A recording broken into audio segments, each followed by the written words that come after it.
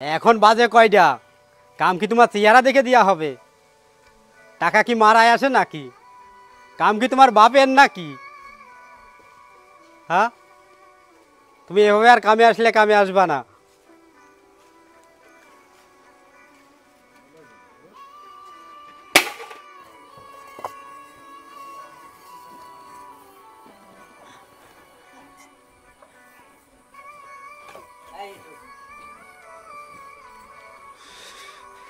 ভালো লাগে না, কোন সময় একটু ফাই ফুই দেবো।